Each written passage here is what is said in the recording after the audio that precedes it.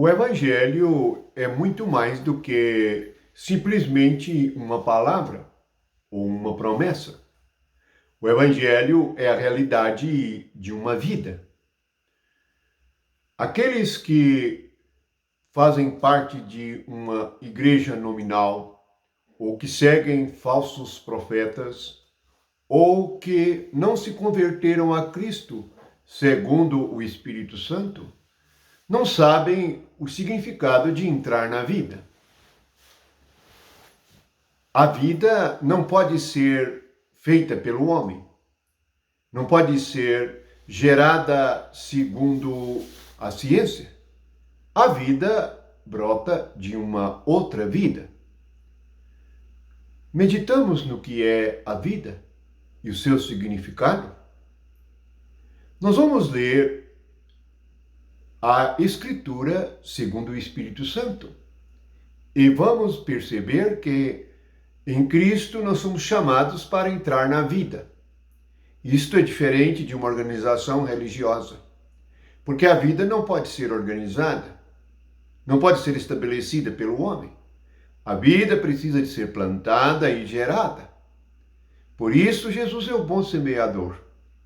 Por isso ele tem uma semente boa, a palavra de vida e vida eterna.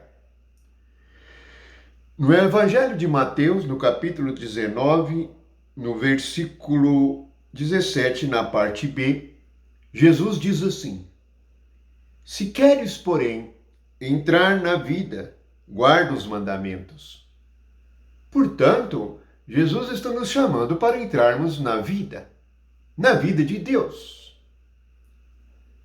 Isto não é entrar num prédio, nem em um salão feito por mão humana. Não é sentar-se no banco e simplesmente orar, louvar, construir e compor hinos que falam de Deus, de Jesus e do Espírito Santo.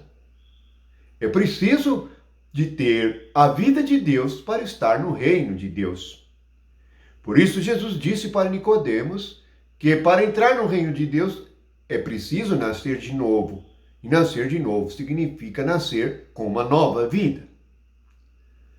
Se quiseres entrar na vida, agora no Evangelho de Mateus, capítulo 7, versículo 14, Jesus diz assim: Porque estreita é a porta e apertado o caminho que conduz para a vida. O caminho que conduz para a vida.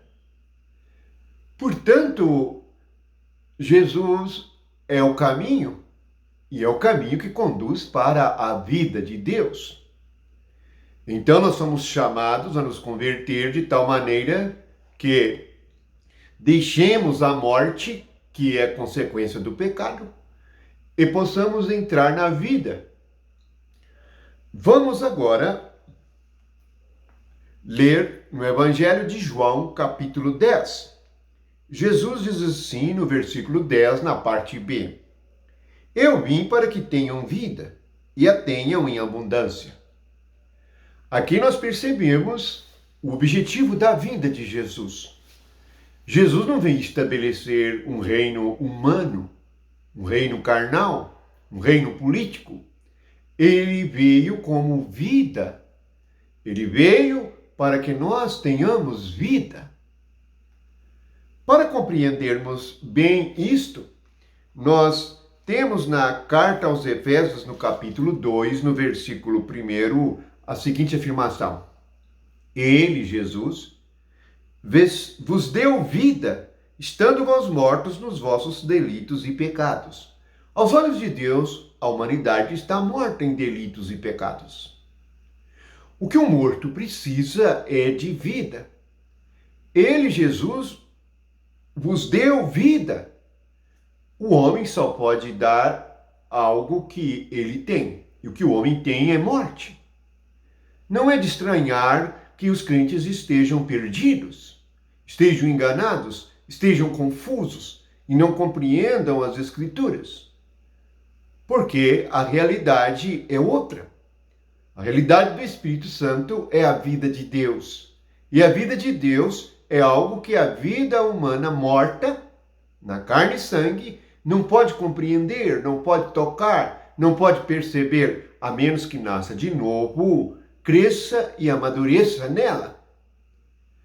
Portanto, ele vos deu vida. Eis o que Jesus nos dá. Precisamos perceber que os dons do Espírito, os ministérios que o Espírito concede, têm que ser por meio da vida e resultado da vida de Deus que se desenvolve em nós. Podemos ler na primeira carta de João, no capítulo 1 da primeira carta, a seguinte palavra de Deus, assim: o que era desde o princípio, o que temos ouvido, o que temos visto com os nossos próprios olhos, o que contemplamos e as nossas mãos apalparam com respeito ao verbo da vida. E a vida se manifestou e nós a temos visto, e dela damos testemunho, e vos anunciamos a vida eterna, a qual estava com o Pai e nos foi manifestada. Portanto, Jesus é a manifestação da vida de Deus. É a vida de Deus que cura as nossas enfermidades espirituais. É a vida de Deus que acerta os nossos passos quando somos coxos. É a vida de Deus que acerta a nossa mão mirrada. É a vida de Deus que ressuscita o morto e nos dá vida. É a vida de Deus que nos faz vencer as ondas do mar. É a vida de Deus que transforma a água morta em vinho novo. É a vida de Deus que opera todas estas coisas. E somente esta vida é que pode nos salvar do mundo, do pecado, dos demônios, de Satanás, da morte como resultado e consequência da desobediência. Portanto, devemos refletir muito quando lemos um simples versículo nas Escrituras, uma simples palavra. Jesus disse para o jovem rico: se queres entrar na vida. A pergunta que podemos fazer para todos nós é: queremos entrar na vida? Se queremos entrar na vida, devemos passar pela porta estreita e andar no caminho que conduz a esta vida. Portanto, a chegada do cristão é a chegada na vida. Entramos na vida, pois, como está escrito, se alguém está em Cristo, nova criatura é. E as coisas velhas já passaram, e tudo se fez novo. Portanto, a razão pela qual as pessoas leem as Escrituras e não as compreendem é porque não têm a vida para compreendê-la. Esta é a razão de Babilônia, da confusão, das igrejas falsas, das doutrinas de homens, das doutrinas de demônios, das heresias, porque tudo isto vem da carne e sangue, vem dos homens, e tudo que vem dos homens está contaminado por causa dos pensamentos errados. Que o amor de Deus e a graça de Deus estejam em todos os corações, e que muitos tenham ouvidos para ouvir, e muitos queiram entrar na vida de Deus. Que a graça e o amor de Jesus seja com todos.